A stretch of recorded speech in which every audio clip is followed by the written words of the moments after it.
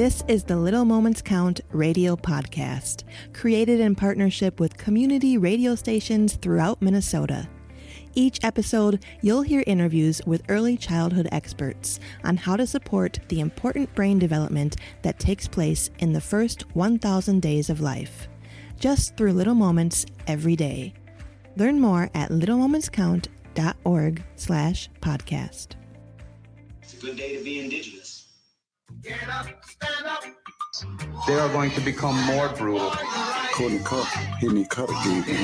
Because all the hippies were trying to be Indians anyway. They're going to become more repressive because it's a matter of dollars and their illusionary concepts of power.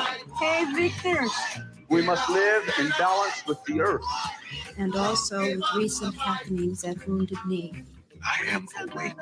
Welcome to Native Roots Radio presents I'm Awake, and I'm your host, Wakanja Hade. Hey, Kadagi, to all my friends and relatives in four directions, you are listening to Native Roots Radio presents I'm Awake, and I'm your host, Robert Pilot. And we discuss local and national Native news and events. And as you know, Haley, Native issues are human issues, and human issues are Native issues. You're right, Jaga. This episode of Native Roots Radio is presented in partnership with Little Moments Count.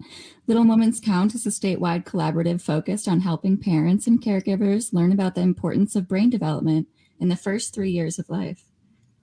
Yeah, for more information, you can visit littlemomentscount.org.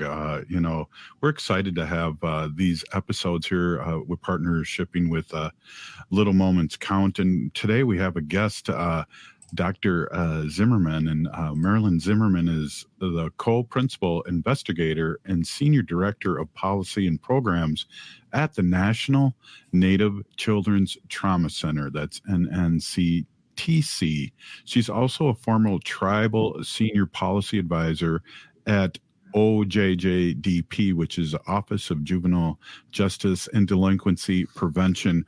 Welcome, Dr. Zimmerman. Thank you. I'm working very hard in settings trying to unblur my camera, and I apologize. I can't seem to do it. I am obviously technically challenged. Well, that's all right. We're mostly a radio show, so okay, good. Good. It's awesome to have you on, and people can see it. We get a couple, 300-400 people watching us in time, and so it's exciting to have you. I want you to jump right into this because we only have a couple segments with you, and time's a waste. And so, can you tell us about your experience in researching and developing a culturally relevant and evidence-based childhood trauma, suicide, violence prevention services for American Indians and Alaskan Native populations? I know that's a mouthful, but wow. There is so much deep trauma in our families and our generations before us that affect everybody. How tell us your experience on this. Sure. So I think so many of us growing up on our reservations and raising our children on our reservations, we think about, as one of the chiefs on my reservation would say, why are we like that? Why do we treat each other like that? How come we're mean to each other, or those kinds of questions? And it really is about thinking about knowing that we have rich cultural histories and rich cultural we're steeped in our culture and our communities. Many speak their language. We know we have wholesome households and wholesome families and communities a lot, but we also know that a lot of our relatives struggle with addiction issues. They struggle with violence. They struggle with suicidal thoughts, depression, and anxiety disorders. And so what are the possible origins of all of this? And I think with the Adverse Childhood Experiences study that came out in the late 90s and the Twin Towers falling during 9/11, the national conversation was looking at the well-being of Americans, and not just of adults, but of children who had been exposed to a terrorist attack, who had been exposed to domestic violence in their household, who had been exposed to bullying or sexual abuse. So we began to look at what is the impact of adverse childhood experiences on our well-being as Native people today. And including in that is a conversation about historical and intergenerational trauma. And so taking a look at that, okay, now I've worked with tribes for 25 years, and we know tribes would always say to us and to federal funders, we know what we need to do to heal. Let us do what we know to do. We know that our ceremonies bring healing. We know that our sacred songs and our plant ways and food ways bring healing. Let us do that. Fund us to do those kinds of things. And so that is really marrying that with the evidence-based trauma treatment models that already existed. And we know that trauma-focused cognitive behavioral therapy is the gold standard of trauma treatment models in this country. How do you take that Western world, a westernized evidence-based treatment model, and how do you tweak it or adapt it to better serve an American Indian population or Alaskan Native population? And that's kind of the work that we're doing. And thinking about how we talk about trauma in our communities, thinking about how we talk about healing, thinking about how we infuse story into our healing ways and the way that we create community together has been a big piece of the conversation, sort of marrying the evidence-based trauma treatment with local cultural ways. You know, I've noticed in my 62 years being around family members and relatives that a lot of this trauma comes out as anxiety. I've noticed that, and I've even noticed that in my children at times, and I'm sure I've acted anxious over the years, but do you find that because that turns into a lot of other things? I think anxiety can be totally shut down, or anxious people can be violent or mean. Have you noticed that, Doctor? Well, so one of the things that we know for sure about adverse experiences and we don't receive any healing is that we often engage in very unhelpful ways of coping. So we know through the ACEs study that using substances can help us reduce anxiety, but also help us cope with our trauma memories or the trauma reminders that we have every day. Smoking cigarettes, IV drug use, suicidal thoughts, all of those are survival strategies that we have engaged in, overeating, that have helped soothe us when we have had those trauma reminders. So it can look like anxiety, it can look like ADHD or ADD, it can look like these other sort of disorders that are really founded in our trauma, and the behaviors are challenging because as we grow and we're in situations where we don't need to protect ourselves, where we're in safe environments, where we're seeking services from a primary care provider, a mental health provider, a substance use provider, and we have those trauma reminders, we can behave in ways that are really unhelpful. Like we can get big and scream and yell and either demand services now or disengage from services. And those are all strategies of survival for people with trauma histories. Oh, right on. And from your research work, what are some of the biggest challenges facing Native families and children currently? And I know there's urban in Twin Cities here. We have the largest urban population of Native Americans across the country, and we also have a high percentage of our urban natives live off reservation. What are some of the challenges that you face in this research in your work? Well, gosh, there's many. There's many. So even in urban settings, access to services is a huge barrier for folks to get services. How we think and talk about trauma. I know that when I first started, I had tribal judges saying, "Oh, Marilyn, these kids are used to witnessing all this violence, or they're used to being bullied. So we don't have to worry about that." And it's not true. Just coming to the belief that the way that many of our families engage in relationship is unhealthy. and it is traumatizing to the next generation. And so we have to be really cognizant. That's the hugest barrier. And the other is just how are we thinking about and how are we treating it in a way that is supportive of Indigenous spiritual and cultural ways. Well, hey, we're here with Dr. Zimmerman, and it's our Little Moments Count a show today, and we're going to have Bob Blake from Red Lake with the Solar Bear with the Solar News on later, but we are with Dr. Zimmerman, co-principal investigator, senior director of policy programs at the National Native Children's Trauma Center. Wow, this is a lot to talk about. Really appreciate you being on, and we're going to be right back after this short break. Stay with us. You're listening to Native Roots Radio. This is Spirit from Reservation Dogs. Get up and listen.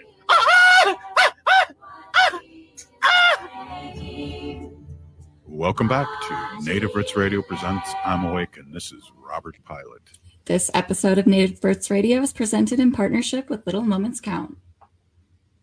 Hey, Little Moments Count is a statewide collaborative focusing on helping parents and caregivers learn about the importance of brain development in the first 3 years of life. Hey, you can also get more information from littlemoments.org.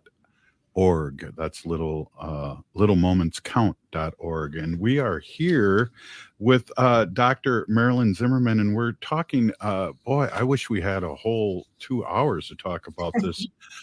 Seriously, this is like we're unpacking a huge onion with many, many layers of our relatives. It's I really appreciate you being on, and we might have to reach out again real soon.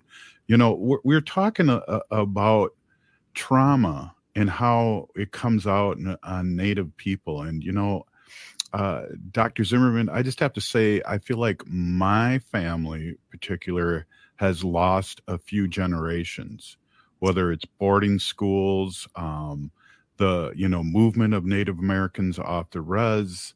And I feel like my kids' generation and their kids' generation is picking up the ball that my generation has dropped. So it's exciting to talk about this, and it all has to do with each other. I mean, you know, who we are and who we aren't. And so I really appreciate your work. And, you know, what are some of the interventions that we can do in this training program that you developed and adapted in this childhood trauma, you know? Sure. Again, this is like a lot to unwrap. Right. You know, I think we all know now and accept now as in the world that there are many pathways to healing, that there isn't just one pathway to heal from anything. So just knowing and it really encouraging that local cultural and spiritual ways are embedded in programming for kids or for adults, so that if, for instance, I'm Dakota and Nakona, and we have sweat lodge ceremonies. It's a cleansing ceremony. It's a ceremony to pray for healing, all of that. Incorporating that, if you practice that, we encourage that a lot. It's where a lot of children and adolescents and adults who have never learned their language learn the sacred songs, and that gives them the language, right? So that's a big piece of the conversation, but also not sneering at what is known as Western evidence-based treatment models that can have their usefulness with tribal people. So, you know, reframing, cognitive behavioral therapy is about reframing the problem, building some resilience, thought stopping, self-care exercises like learning meditation. And maybe that's, you know, in the sweat lodge situation or Sundance situation, learning positive language and thoughts, how to steep into those, taking good care, good sleep hygiene, good, you know, not drinking too much alcohol, not eating too much food, that sort of, all of those are facets of healing that are available. But the trauma-focused cognitive behavioral therapy is really kind of interesting because it's very much about thinking, and trauma survivors can think all day.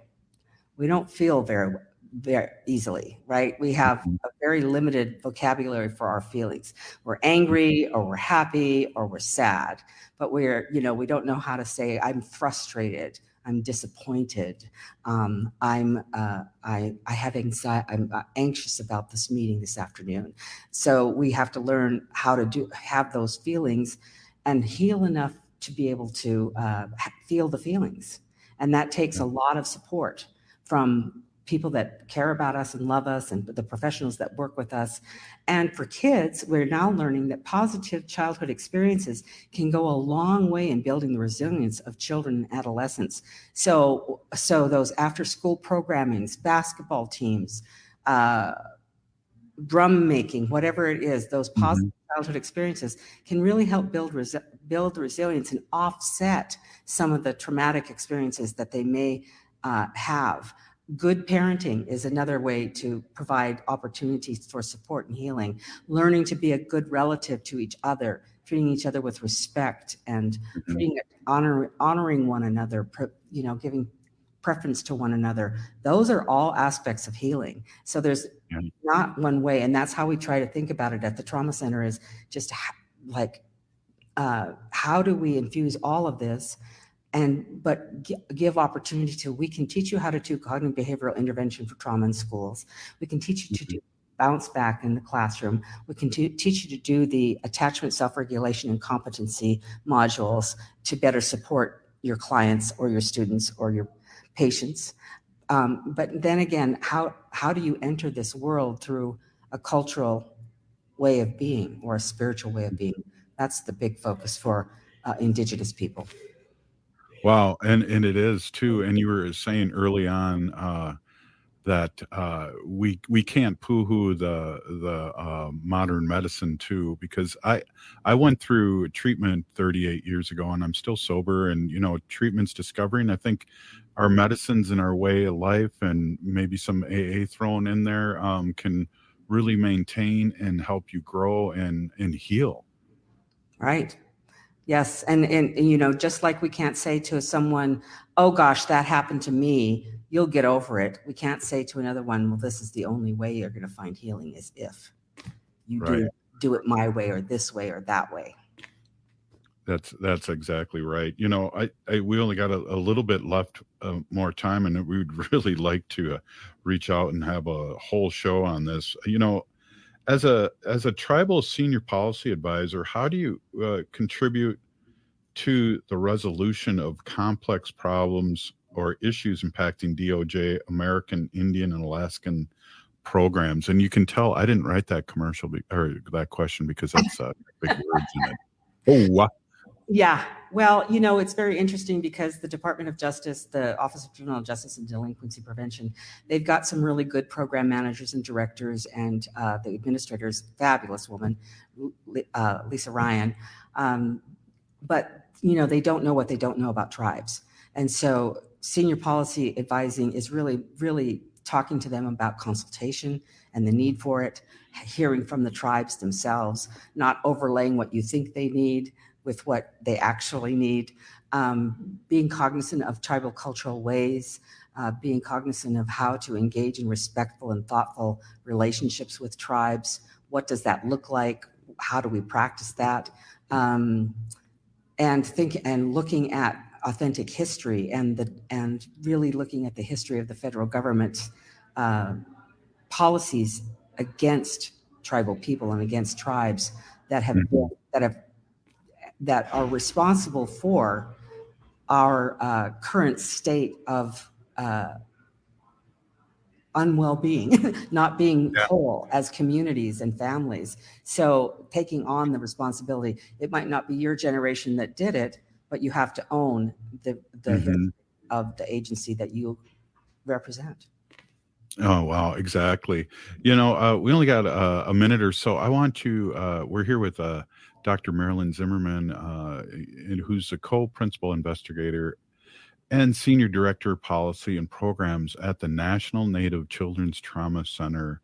I want to leave the floor with you and be able to have you speak on anything you'd like in this last minute and a half or so. Okay. Whoa. Should have been ready for that one. Let's see. Just know this, that trauma is preventable, and that it's preventable by making sure that our schools and our tribal programs all have policies that are supportive of families, that are supportive of our relatives, that's supportive of healing. That's an important piece of the conversation. It's preventable. The other is that we can heal from trauma. And as we were talking about earlier, and you find your healing wherever you find your healing. We happen to believe that there are some really good strategies and really good treatment models out there that include evidence-based trauma treatment models. We also believe spirituality and culture is healing. And we also know that it asks the right questions. I don't know about you, but my grandma used to shake her finger at some of my relatives and she would say, "What's wrong with you? Sober up and get your kids back. What's wrong with you? Stop treating that woman violently and go get your family back together." And instead of asking what's wrong with you, we've learned to say, "What's happened to you?" But not just what's happened to you, because we all make meaning of an event differently. So that the three of us could be in a car wreck and we are all going to walk away from that car wreck alive, maybe not even injured, but we will make meaning out of how that happened and what happened to us. And that's the big takeaway for trauma, is that it's the meaning that we make of those kinds of events in our lives. But that the hope is that we can heal, and also the hope is that we can prevent traumatic experiences like bullying or violence in our communities. Wow, Dr. Zimmerman, Pinigigi, thank you so much.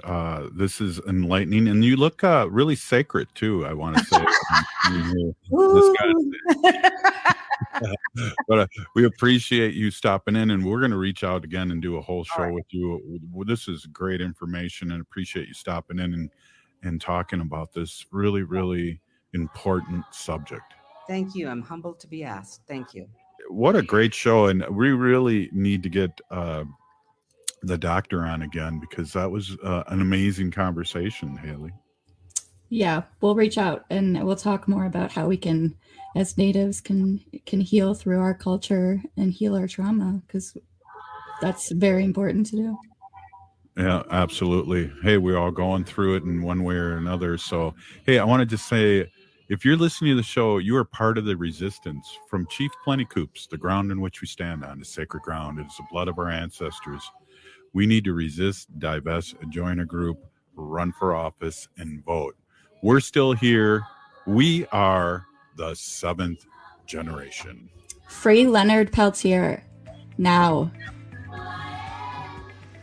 Thanks for listening to the Little Moments Count radio podcast in partnership with community radio stations throughout Minnesota.